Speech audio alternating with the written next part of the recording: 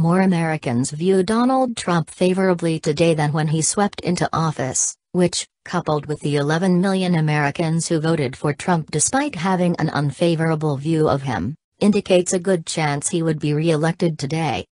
The Daily reports of Trump's historically high unfavorable ratings, 38% favorable, 57% unfavorable in latest Gallup, ignores the most obvious of all polling facts. His unfavorable ratings were much higher when he won the election, 34%, 62% in the same poll.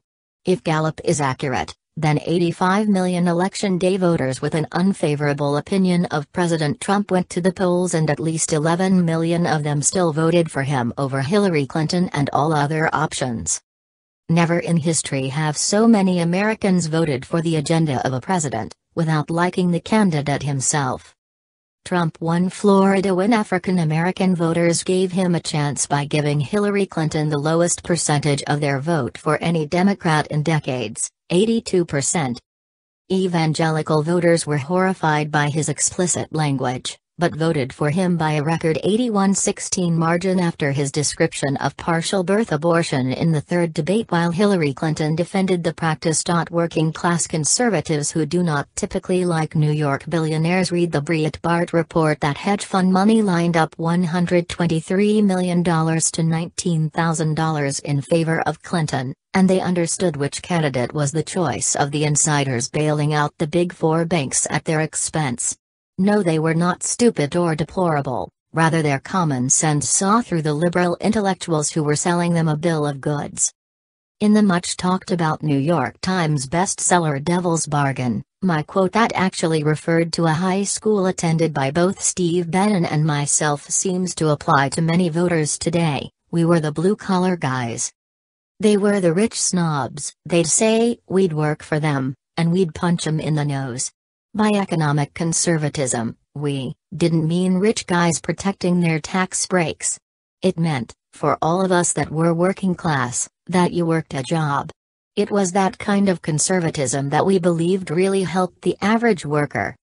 On Election Day, the 11 million voters who decided they did not like Trump collectively said, "Trump is an sob, but he is our sob, and our cause is more important than the messenger." Note: for stat nerds who want to check these numbers, 63 million or 46.1% voted for Trump, more than the 34% with a favorable impression plus the 4% with no opinion to get him to 38% of the vote, meaning 8% or 11 million voters voted for Trump despite an unfavorable view of Trump. On September 9, I sent an email to almost every media outlet in the country predicting almost exactly that Donald Trump would lose the popular vote by 3 percentage points, and become president with at least 290 electoral votes. I did this by looking at the state-by-state poll run by the Washington Post and how each state would likely adjust based on the reaction to Trump's message at the Republican National Convention. Likewise, pollsters are now using data that actually shows Trump ahead of his pace from last election, and yet they spin the news as pointing to a tough re-election to once again give a false sense of security to Trump opponents.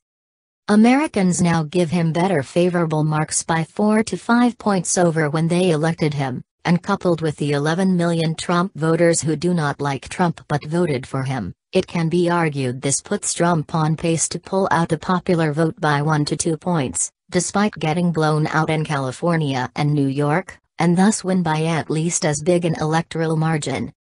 The flip side of the argument. Head-to-head polls of hypothetical opponents show Trump losing, but these are normally flawed because the would-be opponent will face attacks and vetting. Hillary Clinton is no longer the opponent, and other factors continued to change in a tumultuous week, which is also true, but many Democrats are leading with an issue that is much less popular than Hillary Clinton: the removal of Confederate statues, as though they will come back to life like in Night at the Museum. A new NPR polls indicates only 27% agree with these Democrats, while 62% instead side with Trump that they should remain, and this 27-62 is much worse than Clinton's unfavorable on Election Day. Perhaps of more concern to Democrats is that a wide majority of Latinos and even slightly more African Americans, 40-44, side with Trump.